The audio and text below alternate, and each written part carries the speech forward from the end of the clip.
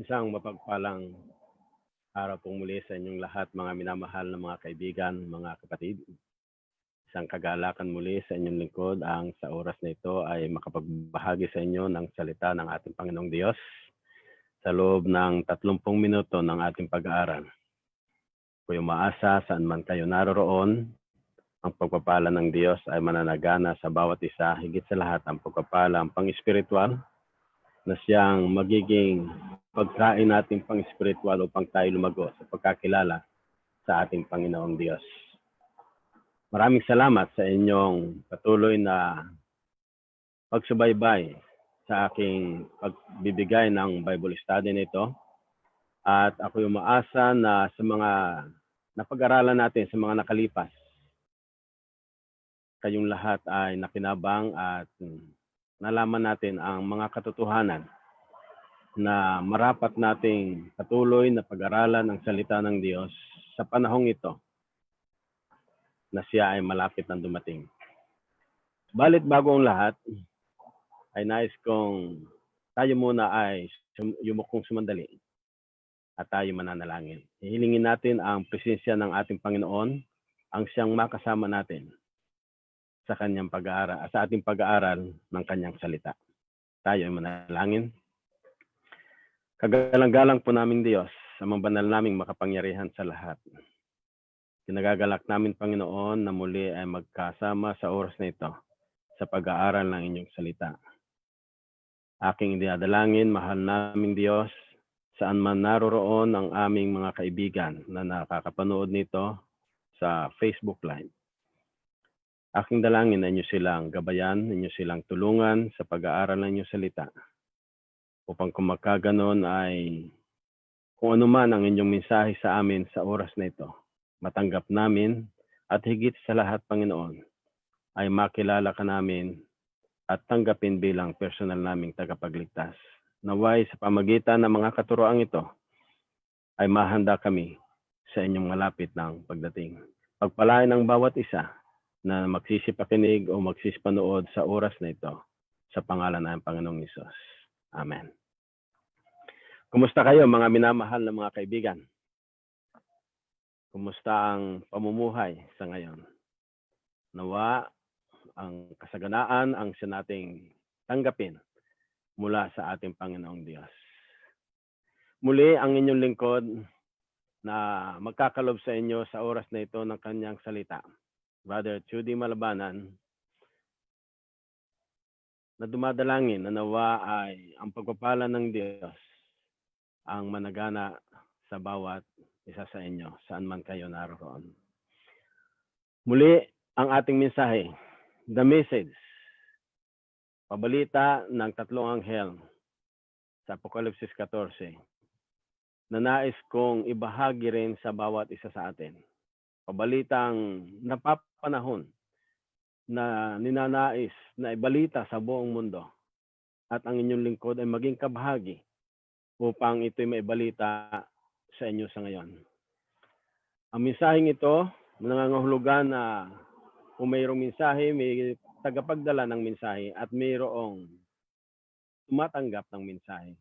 Aking idadalangin na naway ganun din kayo, na taos-puso ninyong tanggapin ang pabalita ng anghel nito na siyang napapanahon sa ating kapanahunan sa ngayon.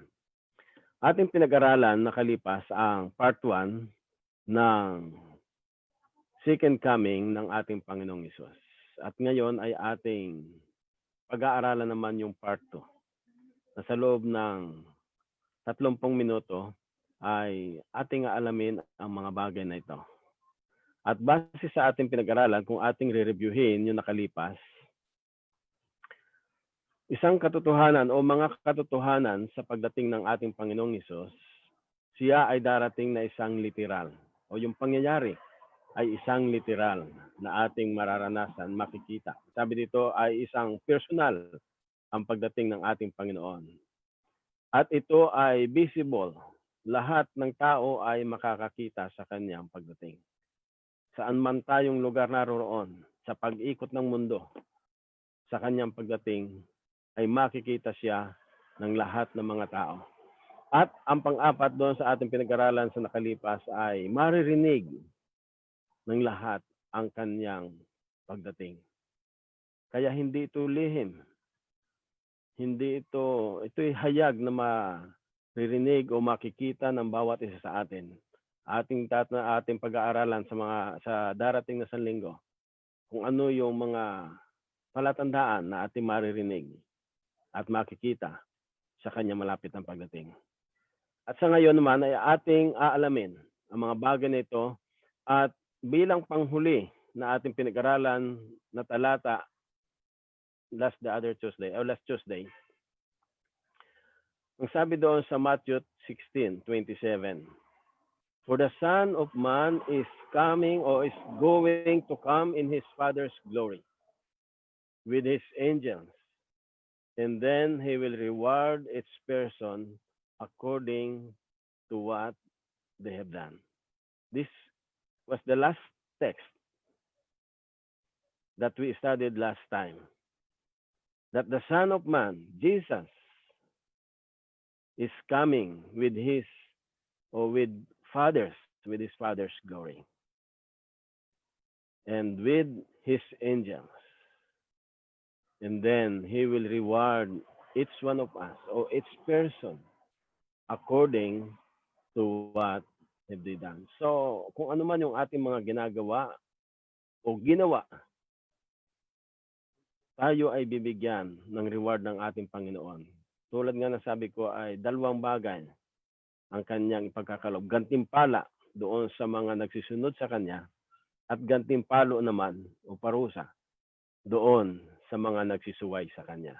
Kaya ating mapag-aralan sa ngayon yung continuation ng pagdating ng ating Panginoon. Ang sabi doon sa panglima na mga katotohanan sa kanyang pagdating ay Christ coming is a glorious event. As what we have read in our text, it's a glorious event. Nandoon yung kalawratian ng pagdating ng ating Panginoon. Isang pagsasalarawan na iginuguhit ng mga nagdo-drawing ng pagdating ng ating Panginoon. Ang kalawratian, how much more na ito'y sinasalarawan nila sa pamagitan ng ganitong bagay, na ito'y punong-puno ng kalawratian. At makikita, katulad ng paghalimbawa ni Matthew, na sinabi ng ating Panginoong Hesus doon sa kanyang sulat ni Matthew 24:27. Sinabi ng ating Panginoong Hesus, "For as the lightning comes from the east and flashes to the west, so also will the coming of the Son of Man be." Ano raw po doon ang sabi, mga minamahal na mga kaibigan? Kung paanong nakikita natin ang mga kidlat na naandoon mula doon sa silanganan hanggang sa kanluran. Madaling makita, maliwanag sa nagdidilim na himpapawid. Ang pagdating ng ating Panginoon ay ganun din, na makikita siya mula from east to west. Sa pag-ikot ng mundo, bago siya makarating dito, mababanaagan siya, makikita siya ng lahat ng mga tao. At base doon sa ating pinag-aralan nakalipas, yung mga taong nangamatay na may pananampalataya sa ating Panginoong Hesus, sila ay bubuhayin muli ng ating Panginoon at sasalubungin sila kasama ng mga nanatiling buhay. Sasalubungin siya doon sa alapab ng mga langit. So, makikita.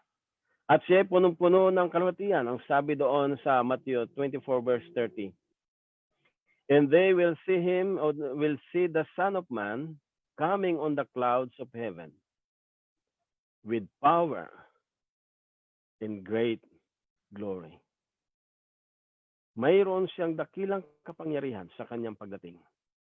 Kapangyarihang, sabi nga doon sa ating binasang talata, na yung kahit nangamatay kay Kristo, nawari bang sa ating panahon sa ngayon, ay imposibleng mabuhay muli yung mga taong nangamatay na kay Kristo, na kung ilang taon nang nakalibing doon sa libingan, o maaaring yung kanilang mga alabok ay nangawala na. Sa ating kaisipan, imposible. Pero sa ating Panginoon, walang imposible. na andoon ang kanyang kapangyarihan. Na saan man naroon yung alabok ng taong namatay na siya ay bago namatay sumampalataya sa ating Panginoon, siya ay ibabangon muli ng Panginoon. Nandoon ang pagdating ng Panginoon na may kapangyarihan at may dakilang kalwalhatian. Nagluluwalhati, nagniningning ang kanyang kalwalhatian at ang kanyang pagdating. Pang-anim, na katotohanan sa pagdating ng ating Panginoong Hesus, ito ay isang climactic event. Jesus Christ coming is a climactic event. What is that climactic event? Para bang kung ating titingnan, nanonood tayo ng isang pelikula, inaabang-abangan natin kung ano yung mangyayari. Nandun sa climax, gusto nating makita kung ano yung masaksihan, kung ano yung climax ng isang istorya sa pelikula. Ganon din sa buhay ng Kristiyano, sa buhay ng sanlibutan ito. Inaabang-abangan natin yung climax na yon ng pagdating ng ating Panginoon. Sapagkat sa kasaysayan ng sanlibutan ito, namumuhay tayo sa mga pagkakasala o sa kasalanan ng sanlibutan. Ninanais natin na mamuhay ng mayroong kasiganaan, kaginawahan ng buhay. Ito yung pangako ng ating Panginoon ay pagkakaloob. At ang sabi niya, magkakaroon ng pagbabago sa atin. Sa unang Korinto 15:51, pagpapatuloy. 1 Corinthians 15, verse 51. Behold, I tell you a mystery. Para sa atin, ito ay isang misteryo. Kamangha-mangha, hindi natin may papaliwanag. Subalit ang Diyos lamang ang nagsasabi nito na ibibigay niya sa atin, ipagkakalob sa atin o sinasabi niya sa atin ang isang kamangha-manghang katotohanan. We shall not all sleep, but we shall all be changed. In the coming days, we will be studying what is that sleep that Paul was mentioned. Pag-aaral natin na hindi lahat daw ng mga tao ay mga tutulog. Yung pagkatulog na yon, yung state of the dead, pag-aaralan din natin yan sa susunod na mga araw. Ano lamang puntos ko dito sa talatang ito? Ang kalwalhatian ng Panginoon at ang kanyang kapangyarihan ay sasabihin sa atin, na sinasabi sa atin na isang kamangha-mangha ay tayong lahat ay babaguhin ng Diyos. Ang sabi pa doon sa pagpapatuloy, in a moment, in the twinkling of an eye, at the last trumpet, sa isang sandali raw, sa isang kisap ng ating mga mata, sa huling pagtunog ng trumpeta ng Diyos, for the trumpet will sound, and the dead will be raised incorruptible. Wow!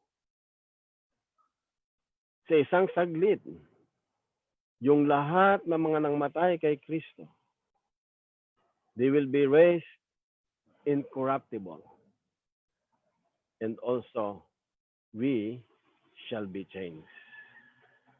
Sila rin naman ay ibabangon ng Diyos at tayo rin naman na nanatiling buhay ay babaguhin ng Diyos. Sila rin ay babaguhin in the twinkling of an eye. Gaano ba kabilis yung twinkling of an eye? Sa isang kurap, babaguhin tayo. Kung mayroon tayong incorruptible sa ngayon, sabi diyan, will be raised incorruptible. Kung mayroon tayong corruptible sa ngayon. At sa pagpapatuloy pa, ang sabi dito, for this corruptible must put on incorruption, and this mortal must put on immortality.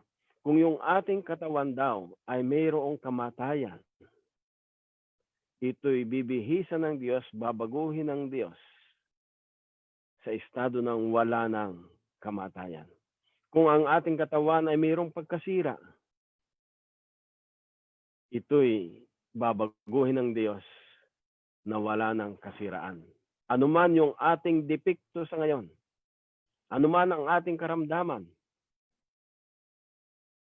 Anuman ang ating mga kakulangan sa ating pangatawan, pagka tayo binago ng ating Panginoong Diyos, sa sandaling yon, babaguhin tayo ng ating Panginoon na wala ng kasiraan, wala ng kamatayan. Iyan yung misteryo na sinasabi sa atin ng ating Panginoon na sa kanyang pagdating ay ating inaasam-asam na ating maranasan. Panghuli, doon sa mga katotohanan na ninanais ng Diyos na ipakilala sa atin sa pagdating ng ating Panginoon ay Christ's coming is a decisive event. Ang pagdating daw ng ating Panginoon ay nandun na yung desisyon. Isang desisyong kung tayo namuhay na mayroong pagsunod sa ating Panginoon. Mamaya ating titingnan yung mga talata. Nandoon, gantimpalang ating tatanggapin.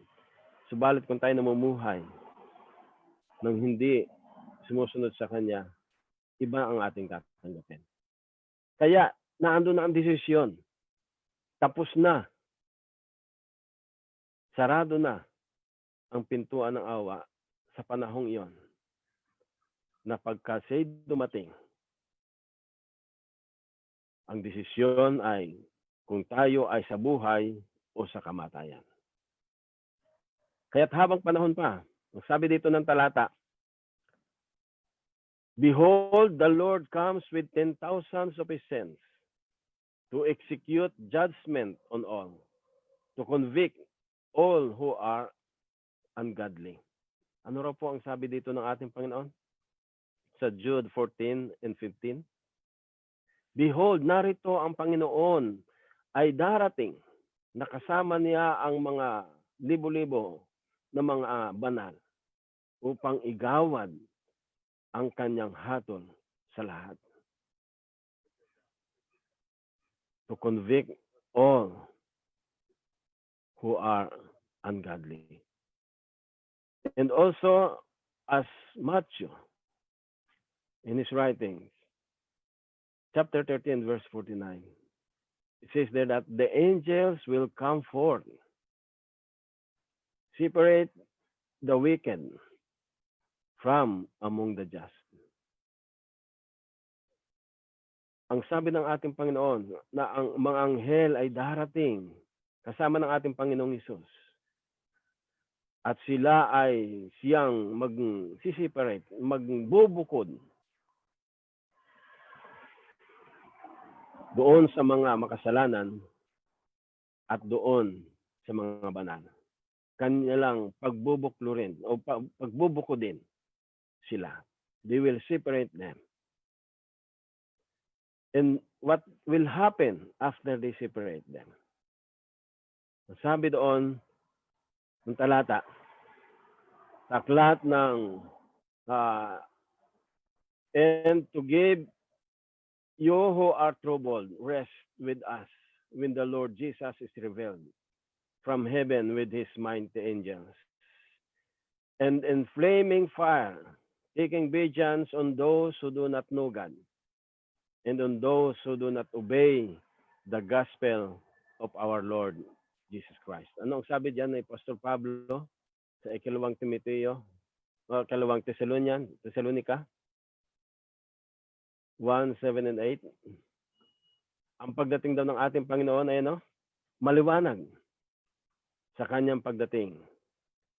Para sa iba,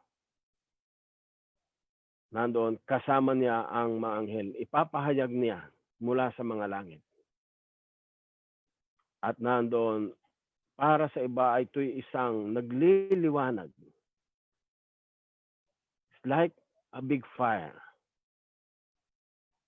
na igagawad niya ang kanyang paghihiganti doon sa mga tao na hindi kumilala sa Diyos, na hindi tumanggap sa Diyos, na hindi sumunod sa ebanghelyo ng ating Panginoon. Ito yung grupo ng mga tao. At sa kanilang pagsambit ng mga salita na sinulat ni Juan Revelador. They will hid themselves in the caves and in the rocks of the mountains, and say to the mountains and rocks, fall on us and hide us from the face of him who sits on the throne and from the wrath of the Lamb, and who, for the great day of his wrath has come, and who is able to stand. Maliwanag, mga minamahal na mga kaibigan, na sasabihin daw nila ang sabi doon. Sila ay magtatago sa mga yungib, sila ay magtatago sa mga bundok. Babanggitin nila sa mga bato, ikubli nyo kami doon sa isang dumarating. Hindi namin kayang titigan ang kanyang karatian. Bakit? Sapagkat sila'y mayroong kasalanan. Hindi na nila kayang tayuan ang pagkagalit ng Diyos sapagkat sila'y may pagkakasala. Kung ating ihahalin tulad ito, paghalimbawa, bilang tayo isang tao na mayroong natural na pagka tayo may kasalanan sa isang tao, halimbawa ako ay nangutang sa inyo, na sa takdang kapanahunan, ito'y aking babayaran, subalit hindi ko na binayaran. Kinalimutan ko na lang. Pero, mayroon akong utang sa inyo, di ba? So, ang sabi ng Panginoon, kung mayroong utang, dapat bayaran. Ay kung halimbawang tayo ay magkasalubong sa isang karsada, sa isang lugar, malayo pa lang nakikita na kitang parating. Ako bilang may kasalanan o may pagkakautang sa iyo, ang tendency ko ay ako'y magtatago. Dahil meron akong kasalanan. Ganon din yung mga taong ito. Sa pagdating ng ating Panginoon, sila'y magsisipagtago.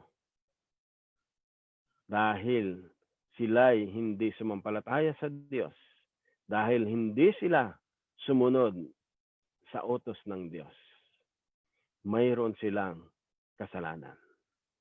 Darating ng mga pag-aaral natin, ating alamin, bakit nga ba ang tao ay nagkakasala? Kaya patuloy lang na ating subaybayan ang pag-aaral na ito. Marami pa tayong mga bagay na ating pag-aaralan. Subalit ang nais kong idiin sa oras ito, mga minamahal na mga kaibigan, sa pagdating ng ating Panginoon, na andun na ang kanyang desisyon, igagawad na sa atin ang kanyang hatol. Kaya't habang may panahon pa, sundin natin siya, sampalatayanan natin siya. Upang kung magkaganoon, makasama tayo sa grupo ng mga taong ito na isinulat, na ito ay isinulat ni Propeta Isaiah. Isaiah 25 verse 9. It is clear that based on his prophecy, and it will be said on that day, behold, this is our God. We have waited for him, and he will save us. Ano raw po yung sabi doon? Yung dumarating na yon, ang ating Panginoong Hesus, ito ang ating Diyos. Hinintay natin siya. This is the Lord. We have waited for him. We will be glad and rejoice in his salvation. Gusto ba ninyo, mga minamahal na mga kaibigan, ay makasama sa grupo ng mga taong ito? Na sila ay naandoong taos-puso na sa kanilang pamumuhay, sa kanilang palad, tinatanggap nila, ito yung ating Panginoong Diyos, ang ating Panginoon na ating hinihintay ng matagal. Narito, hinintay natin siya, tayo ay matuwa at magalak sa kanyang pagliligtas. Mga minamahal na mga kaibigan, mga kapatid. Samantalang tayo namumuhay sa lupang ito, hindi natin alam kung ano mangyayari sa kinabukasan. Ang pabalita ng Diyos sa inyo at sa akin, mamuhay tayo ng sumusunod sa Kanya upang kung magkaganon, makasama tayo ng mga taong ito. Mamuhay tayo naghihintay sa Kanya. Huwag tayong makontento na lang kung ano ang buhay natin dito sa lupa. Ang buhay na ito ay pansamantala lamang. Hindi natin alam kung ano mangyayari sa kinabukasan. Subalit ang sabi ng ating Panginoon sa inyo at sa akin, maghintay tayo sa Kanya upang kung magkaganoon, makasama tayo ng mga grupo ng mga taong hindi magtatago, kundi sila'y bukas palad na nandoong tatanggapin nila ang ating Panginoong Diyos na dumarating. Kaya nga't habang may oras pa, ang sabi ng ating Panginoon, panghuling talatang nais kong basahin muli sa inyo sa ngayon. Mateo 24:44. Matthew 24 verse 44. Therefore, you also be ready. For the Son of Man is coming at an hour you do not expect. Maliwanag ang pabalita ng Diyos sa inyo at sa akin. Na nandito, kinakailangan na tayo raw ay maghanda. Sapagkat ang anak ng tao, ang ating Panginoong Hesus, yung anak ng tao dito, ito'y title niya, Son of Man. He is coming at an hour that we do not expect. Siya ay darating sa panahon o sa oras na hindi natin inaasahan. Kung halimbawang tayo sa ating tahanan, namumuhay na mayroong, alam natin na mayroong taong darating o bisitang darating, anong ginagawa natin? Nililinis natin yung ating tahanan upang kung sila ay dumating yung ating mga bisita ay hindi naman nakakahiyang, marat na niyang ang ating tahanan ay marumi. How much more ang ating sarili, ang ating katawan?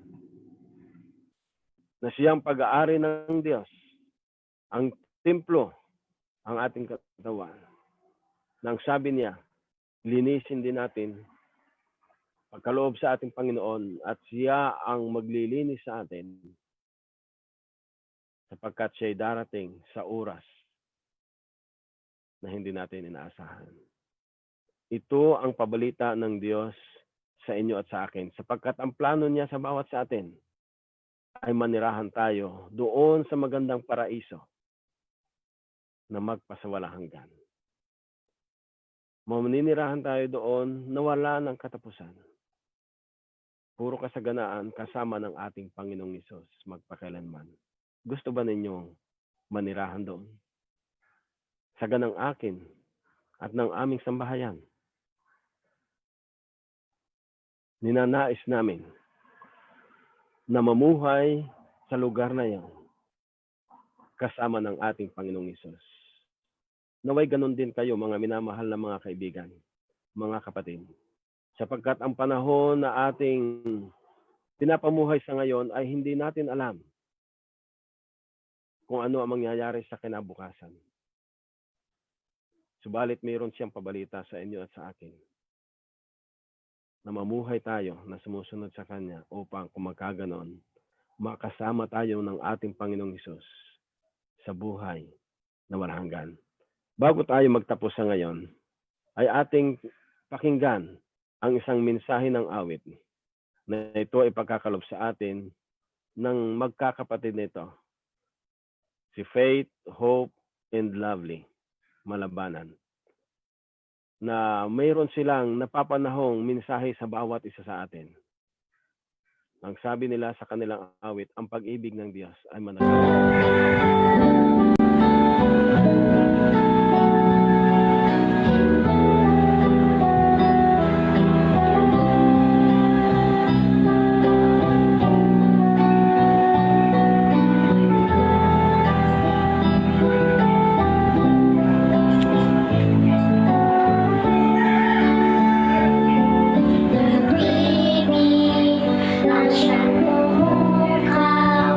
Sa ating puso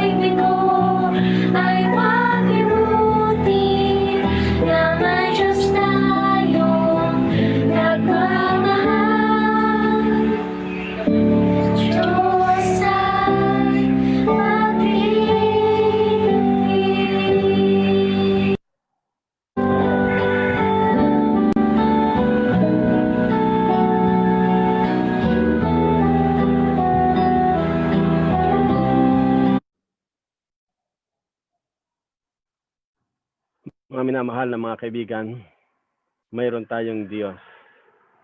Diyos ng pag-ibig. Kung ang buhay man natin sa ngayon ay mayroong kabiguan, mayroong pangako ang Diyos sa atin. Ang kanyang pag-ibig ay dalisay sa inyo at sa akin.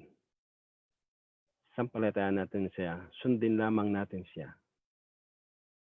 Sa susunod nating pag-aaral, ating aalimin naman yung mga palatandaan kung paano tayo magiging handa. Ang panghuling talata na ating pinag-aralan, we should be ready for the time because we don't know what is the time of that second coming. So, yun ang ating pag-aaralan sa susunod na pagpapatuloy natin. Kaya't aking inanyahan na kayo'y patuloy na sumubaybay sa pag-aaral na ito sapagkat ito'y isang paraan para tayo lubos na maging handa sa kanyang pagdating. Tayo muna ay sumandaling yumukong muli sa ating panalangin. Mapagmahal at dakila po naming Diyos, ang mabanal naming makapangyarihan sa lahat. Maraming salamat po sa mga katotohanan na inyong pinagkatiwala sa amin. Katotohanan kayo, Panginoon, ay malapit nang dumating. Maraming salamat sa pamagitan ng inyong salita. Nalamin namin, Panginoon, na kinakailangan na kami ay maghanda. Tulungan niyo kami, Panginoon, sa kapangyarihan ng Banal na Espiritu, na kami ay magtalaga ng aming buhay na maghanda sa inyong malapit ng pagdating. Aking idadalangin, mahal na Diyos, sa sino mang nagsisipanood o nakikinig ng mensaheng ito, saan man sila naroroon, ano man ang kanilang kalagayan, maaaring sila man ay nasa banig ng karamdaman. Maaaring sila ay nasa kalungkutan sa pagpapahinga ng kanilang mahal sa buhay. O anuman, Panginoon, ang kanilang karanasan sa ngayon. Aking dalangin, Panginoon, na maging malapit kayo sa kanila upang kung magaganon ay patuloy nilang maramdaman na kayo ay naandyan lang na sumusubaybay sa kanila, gumagabay sa kanila, nagpapagaling sa kanila, at nagpapalakas. Aming dalangin, mahal na Diyos, pagpalain ang bawat isa, hindi lamang sa material na bagay, kundi higit sa lahat sa pagpapalang pang-espiritual, upang kung magkaganon, kami ay maging malusog sa pagkakilala sa inyo at sa pagtanggap sa inyo bilang personal naming tagapagligtas.